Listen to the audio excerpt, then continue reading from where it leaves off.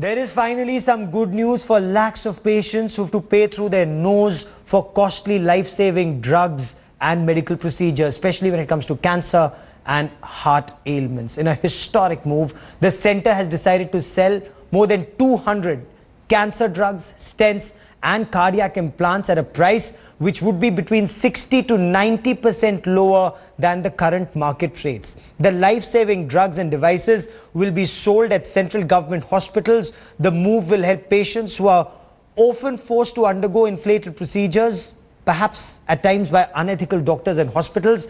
The Union Health Ministry will make these medicines, stents and cardiac implants available and affordable by going in for bulk orders. The government will run a pharmacy retail store to sell these medicines and stents. Now, these are affordable medicines and reliable implant for treatment. It's called Amrit.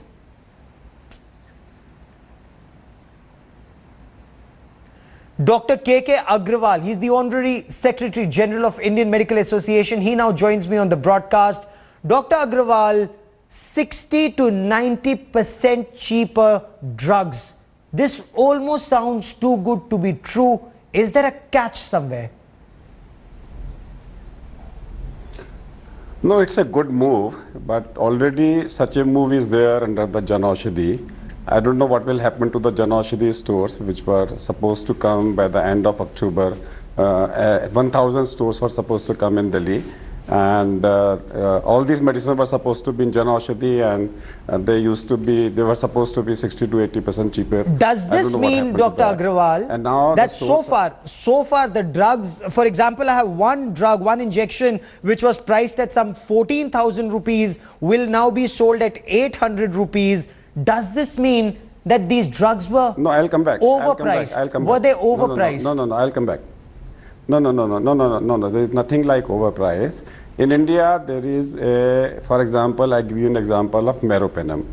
There are three types of meropenem brand available. One is available generic version, which may be 400 rupees, a unknown brand, which may be available at 800 rupees, and a promoted brand, which may be available at 2,800 rupees. Okay. The same medicine, same efficacy with no difference. I'm talking about no efficacy difference. The cost may be variation of 2,400 rupees per injection, and if I calculated 3 injections a day for 10 days, the cost difference may be 60,000, 1,000, and in 60,000 your house can be sold and you may not get full treatment.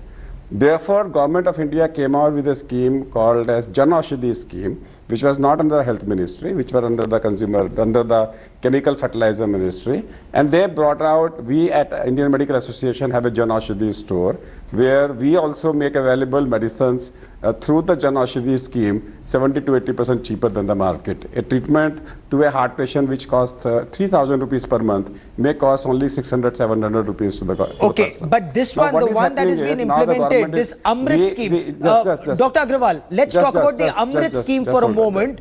The Amrit scheme, which is at AIMS, Safdarjung and RML. This is where it starts, isn't it? I mean, I want to stick to Amrit for a moment. I want to understand the Amrit scheme. Is there a catch somewhere? I'm only trying to say Amrit scheme. No. There is no catch. Is similar to Jan Aushadhi scheme, but it is concentrating on heart and cancer patients. Okay. But where is the catch?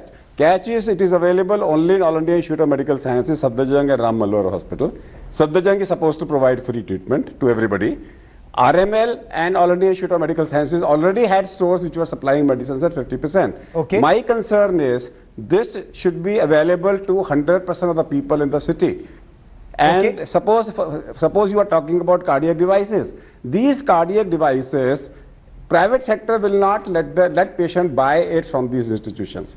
Unless the law comes where patient has a choice to choose the medicine and a brand and a particular type of a device, he will not get benefit.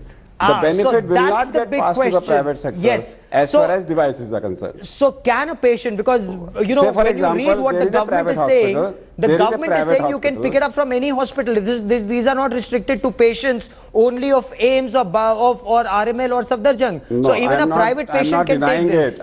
Unless there is a circular, unless there is a regulation. Today, as on today, what the practice is, a private hospital will not allow outside medicines. They will say you will have to buy it from our internal store because that's their profit. So therefore, unless there is a regulation where in a private hospital or any hospital, patient has a choice to choose and discuss with the patients. In a private hospital, even doctors don't have the right to give, they will only have to choose a medicine which is available in the hospital.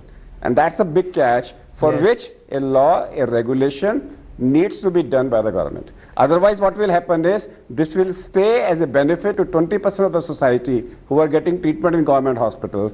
80% of the people are getting treatment in the private sector. They may not get that much type of a benefit because the type of drugs they are using. Yes. Cancer drugs, a private hospital would say, cancer drugs have to be supplied from my pharmacy. I Yes. will not allow you to bring medicines from outside. That's a very interesting Heart point. stents, they will say, Yes. you will have to buy it from my pharmacy. Therefore, this will be available to 20% of the government sector, which That's in any a very case interesting was supplying point you it at- make there, they can supply it Doctor. even So, free. Dr. Agrawal, they're saying that government will have to pass an order, which the government, of course, says they have in this Amrit scheme, that all patients, even though they belong to private hospitals, they can buy from here. But as Dr. Agrawal says, will private hospitals accept it? Dr. Agrawal, many thanks for joining me on the broadcast.